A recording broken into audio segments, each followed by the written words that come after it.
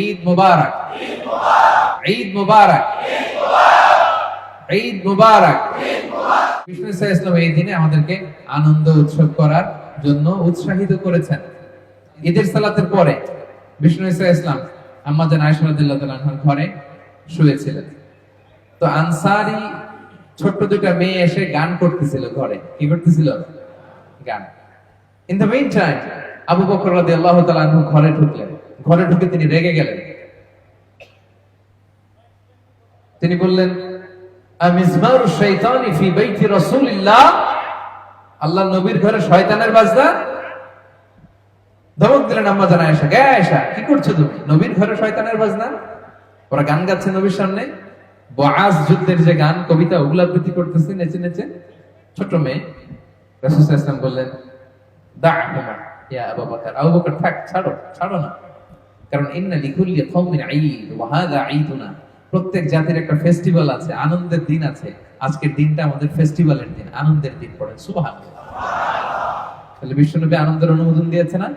শুধু তাই না, আম্মা জান আয়েশা রাদিয়াল্লাহু তাআলা আনহা ওনার হুজরার ভেতর থেকে দেখছিলেন যে মসজিদে নববীর পাশে সুদানি সাহাবারা তীর দিয়ে বল্লম দিয়ে ঈদের দিন খেলা করতেছে। কি করতেছে? খেলা করতেছে। তো আম্মা জান আয়েশাও চাইলেন উনি একটু খেলা দেখবেন। তো উনি তো ঘরের ভেতর থেকে বাইরে এসে আর দেখতে পারেন না।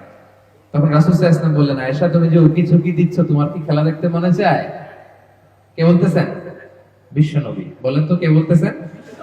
বিশ্বনবী বললেন, আয়েশা তোমার কি খেলা দেখতে মনে চায়? আয়েশা রাদিয়াল্লাহু বললেন, জি ইয়া রাসূলুল্লাহ, আমার একটু খেলা দেখতে মনে চায়। রাসূল সাল্লাল্লাহু আলাইহি ওয়াসাল্লাম বললেন, আসো, সামনে তো যাওয়ার জন্য তুমি পিছনে আসো। পিছনে কাঁধের দিকে নিবেন। কি রোমান্টিক ছিল আমার নবী, সুবহানাল্লাহ পড়ে। আম্মা জান আয়েশা এদিক দিয়ে তাকাচ্ছেন।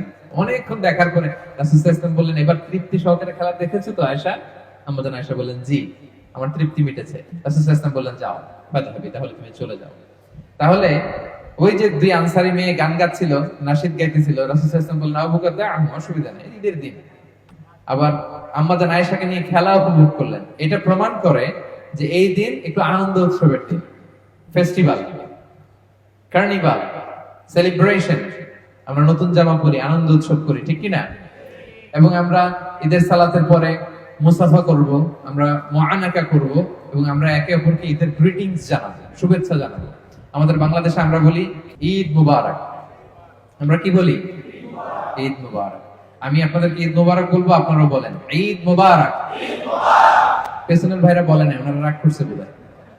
সবাই বলেন একসাথে, আওয়াজ তুলে বলতে হবে। পড়ুন, ঈদ মুবারক, ঈদ মুবারক, ঈদ মুবারক।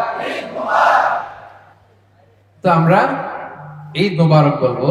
আরবরা বলে ঈদ সাঈদ, মালয়েশিয়ানরা বলে সেলামাত, হারি রাইয়া, ঈদুল ফিতরি, মাফ জাহির, দান বাতিল। অসাধারণ, অনেক সুন্দর করে বলে। তো আমরা এটা বলবো কারণ এটা খুশির দিন।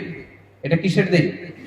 কাজী নজরুল সেই যে একটা গান লিখে গেছে, এখনো এটা আমাদের কানে বাজে, ঠিক কিনা? এলো খুশির ঈদ, ঠিক কিনা?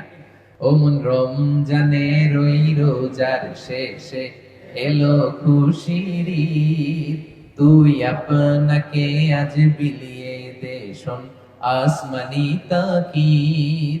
ও মন রমজানের ওই রোজার শেষে এলো খুশির ঈদ,